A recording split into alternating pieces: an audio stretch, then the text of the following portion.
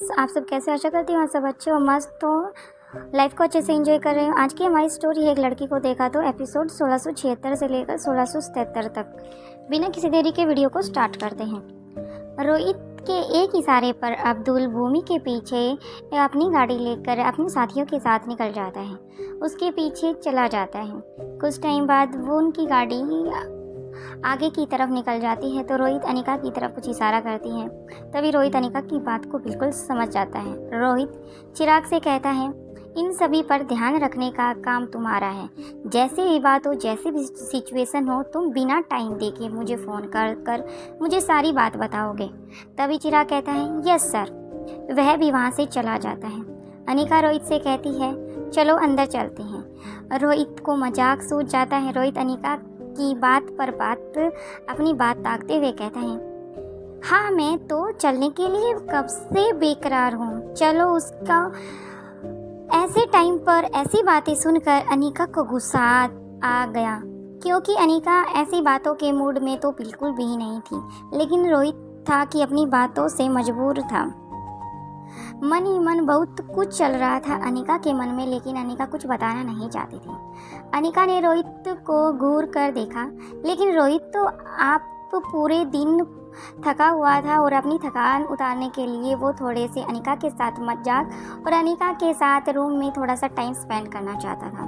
तभी अनिका रूम में पहुंच जाती है। रोहित से पहले जल्दी से लिफ्ट को खोलती है और जल्दी से अपने 3rd फ्लोर का बटन प्रेस कर देता है। रोहित जब तक लिफ्ट की तरफ भाग कर आता, अनिका वहाँ से जा चुकी थी। जल्दी से अनिका रूम में जाकर दरवाजे को बंद कर लेती है। रोहित भी जल्दी से लिफ्ट को ऑन करता है और रूम के लिए निकल जाता है।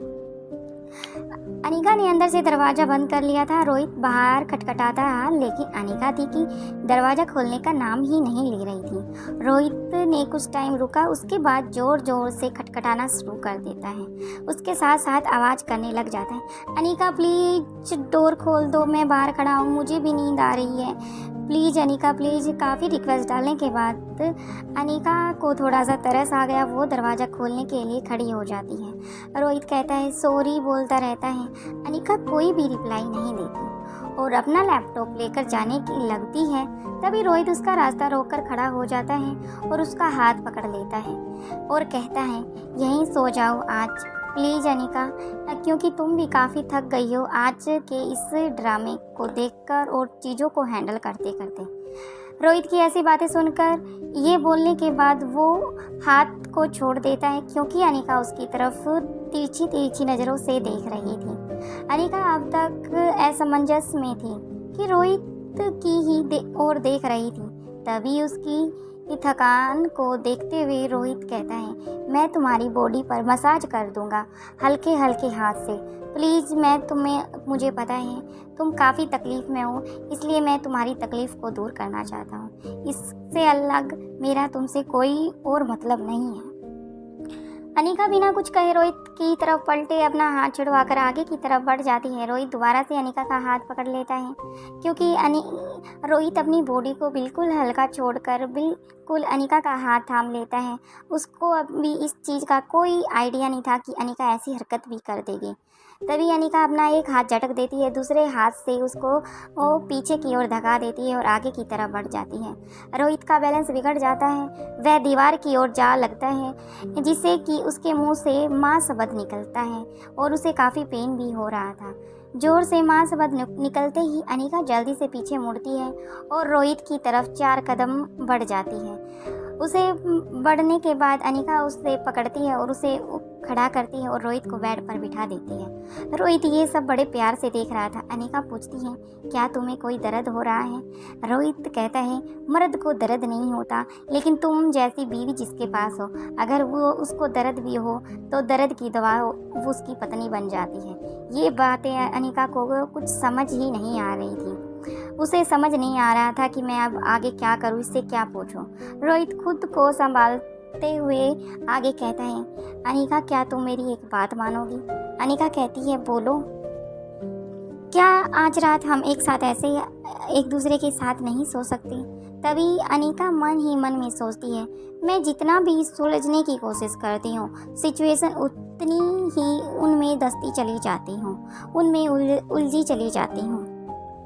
वो मन में दुविधा लिए सोफे पर आकर बैठ जाती है और कुछ ही देर में उसे नींद आने लगती है।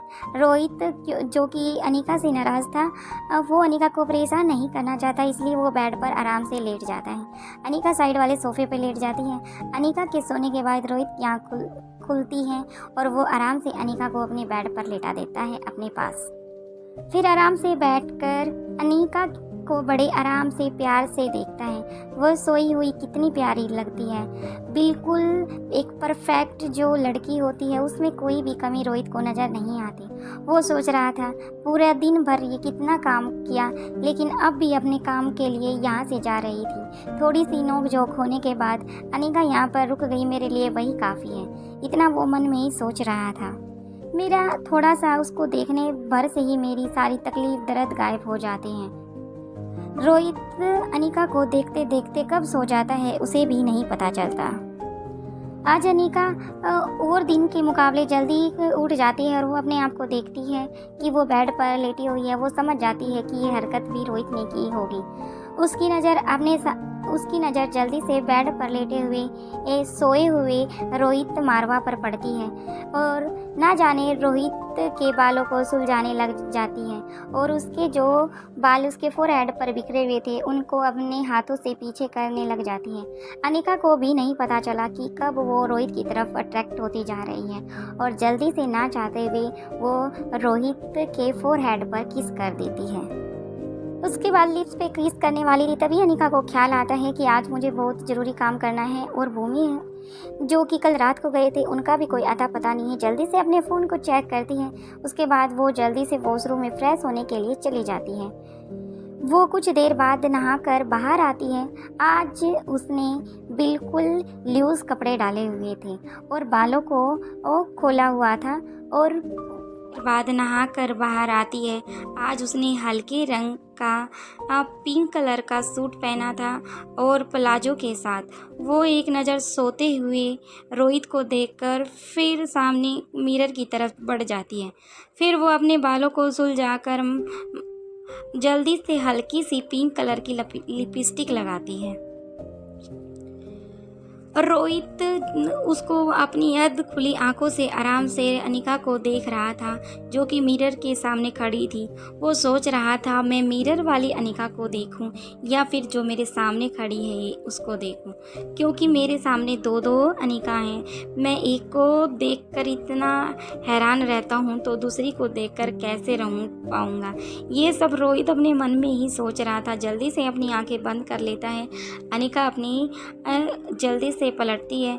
उसकी नज़र रोहित के चेहरे पर जाती है जिस पर दर्द के कारण सिकन थी। ये देखकर वो जल्दी से उसके पास जाती है और देखती है कि रोहित अपने कंधे को हल्का सा उचका कर सो रहा है।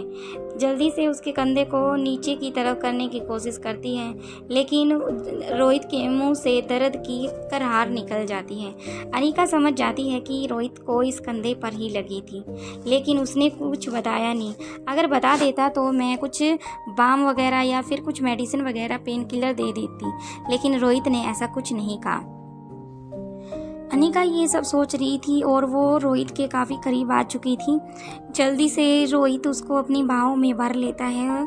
बाहों में भरने के बाद उसे ज़ोर से हक करता है।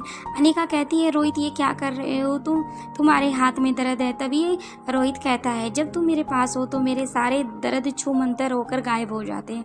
अनिका कहती है मजाक का भी कोई टाइम होता है और तुमने मुझे क्यों नहीं बताया कि तुम्हें यहाँ ज़ोर से लगी है, मुझे दिखाओ जल्दी से अनिका चेक करती है रोहित को कल जहाँ पर लगी थी।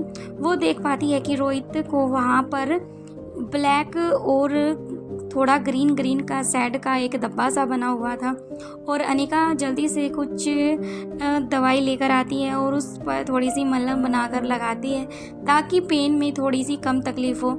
रोहित अनिका से कहता है ये सब करने की तुम्हें कोई ज़रूरत नहीं है, क्योंकि मेरी दवा तुम हो, बस तुम मेरे साथ हो तो मेरे सारे दर्द ख़त्म।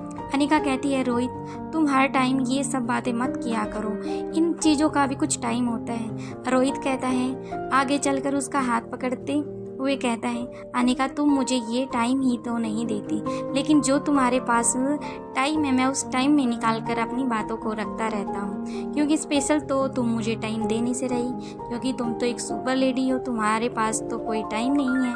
टाइम तो हम लोगों के पास है, जो कि हम इतने वैले हैं, फ्री रहते हैं। तो रोहित के मुंह से इतनी सारी बातें सुनकर अनिका अपने मन ही मन में कुछ सोच रही थी कि शायद रोहित कहीं ना कहीं बिल्कुल ठीक कह रहा है। मैं अपने बच्चों और रोहित को बिल्कुल भी टाइम नहीं दे पा रही। इस केस में इतनी उलझ कर रह गई हूँ कि मुझे भी नहीं समझ में आ रहा, क्योंकि एक पहेली को सुलझाने की कोशिश करती हूँ तो दूसरी पहेली सामने आकर खड़ी हो जाती है, दूसरी को सॉल्व करने की कोशिश करती हूँ तो तीसरी पहेली आकर सामने खड़ी हो जाती है। मुझे खुद नहीं पता मैं इन चीज़ों को कैसे मैनेज करूँ और क्या मैं इन सब चीज़ों से बाहर निकल पाऊँगी, अपनी फैमिली और अपने आप को इन चीज़ों से बचा पाऊँगी। बाकी का नेक्स्ट एपिसोड में देखते हैं। वीडियो पसंद आए तो प्लीज़ लाइक शेयर सब्सक्राइब और कमेंट करना ज़रूर। Thank you friends.